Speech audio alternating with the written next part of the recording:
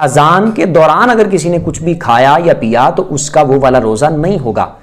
وہ بندے توجہ کے ساتھ سن لیں جو اذان سن کے سحری ختم کرتے ہیں اور اذان سن کے روزہ افطار کرتے ہیں، یہ بات توجہ کے ساتھ سن لیں۔ اذان جو بھی دی جاتی ہے، وہ چاہے فجر کی اذان ہو چاہے مغرب کی اذان ہو، اذان نماز کے لیے دی جاتی ہے کہ نماز کا ٹائم شروع ہو چکا ہے، اس لیے اذان دی جاتی ہے۔ فجر کی اذان جب دی جائے گی تو وہ اس وجہ سے دی جا رہی ہے کہ فجر کی نماز کا ٹائم شروع ہو چکا ہے۔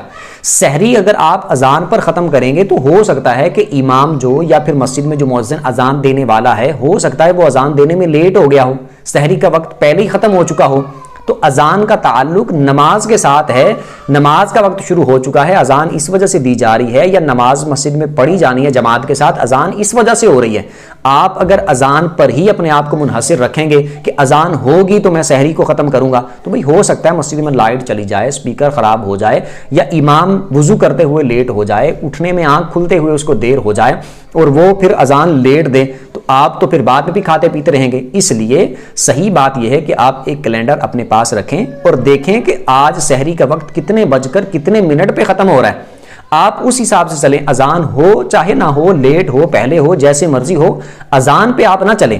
وہ ایک ٹھیک بات ہے کہ ہمارے مسجدوں میں جب اذان دی جاتی ہے تو جب پورا ٹائم ختم ہو جاتا ہے اعلان کر دیتے ہیں، یا پھر اذان اس وقت دی جاتی ہے تو ٹھیک بات ہے، اچھی بات ہے، لیکن پھر بھی آپ اس پر انحصار اپنا نہ رکھیں، بلکہ آپ کیلنڈر رکھیں اپنے پاس اور ہر روز کی سحری کا آپ دیکھیں کہ آج کی سحری 4 بج کر اتنے منٹ پہ ختم ہو رہی ہے، یا 5 بج کے اتنے منٹ پہ ختم ہو رہی ہے، یا فلاں بج کے فلاں منٹ پہ سحری ختم ہو رہی ہے، تو آپ اس حساب سے چلیں۔ بالفرض جیسے مثال کے طور پر 4:40 پہ سحری کا وقت ختم ہو رہا ہے، تو آپ 4:40 سے پہلے اپنے کھانے پینے کے تمام معاملات کو ختم کر دیں، اپنی سحری مکمل کر لیں۔ 4:40 سے 2-3 منٹ پہلے، 5 منٹ پہلے آپ اپنی سحری کے سارے معاملات کو ختم کر لیں۔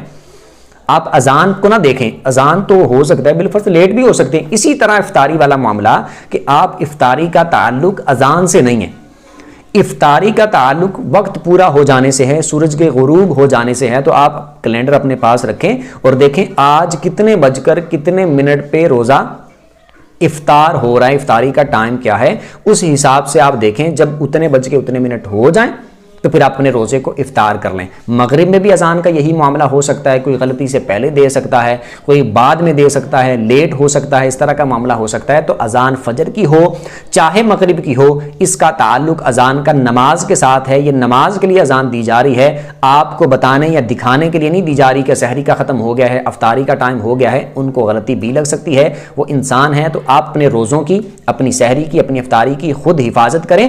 کیلنڈر کے اعتبار سے دیکھ کر چلیں کہ جب سحری کا وقت ختم ہو گیا اس سے پہلے آپ سحری کو اختتام پذیر کر لیں۔ اسی طرح افطاری کو بھی اپنے حساب سے لے کر چلیں اور صحیح معلوم کر کے، یہ نہ ہو کہ آپ سحری کا بھی غلط ٹائم دیکھ لیں، افطاری کا بھی غلط ٹائم دیکھ لیں۔ صحیح کیلنڈر، ٹھیک کیلنڈر اپنے پاس رکھیں، صحیح وقت آپ کو معلوم ہو، اس حساب سے پھر آپ چلیں۔ امید کرتا ہوں اچھے طریقے سے سمجھ آ گئی ہوگی۔ اور دوسری بات یہ، اس میں ایک بات یہ کہ اذان کے دوران اگر کسی نے کچھ بھی کھایا یا پیا تو اس کا وہ والا روزہ نہیں ہوگا۔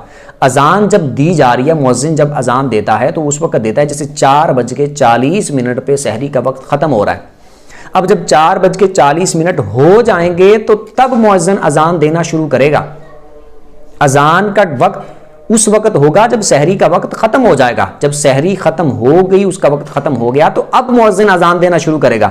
تو اگر کوئی بندہ یہ سمجھے یا یہ کہے کہ اذان کے دوران بھی کھا سکتے ہیں، اذان کے دوران بھی کھانا پینا جاری رکھ سکتے ہیں، تو اس بندے کا روزہ نہیں ہوگا۔ یہ بات یاد رکھنی ہے کہ اذان شروع ہونے سے پہلے جیسے میں نے پہلے بتائی کہ آپ کے پاس سحری کا وقت موجود ہو، اتنے بج کے اتنے منٹ پہ سحری ختم ہو رہی ہے، تو اس حساب سے اپنے کھانے پینے کو آپ ختم کر لیں۔ اگر کسی نے اذان کے دوران کچھ کھایا یا پیا تو اس دن کا روزہ نہیں ہوگا، وہ روزہ اس کا نہیں ہوگا۔ امید کرتا ہوں اچھے طریقے سے سمجھ آ گئی ہوگی۔ پھر بھی اس میں سے اگر آپ کو کوئی بات سمجھ نہ آئی ہو یا اس سے متعلق آپ کو کوئی بھی سوال ہو، کمنٹ میں اپنا سوال پوچھ سکتے ہیں۔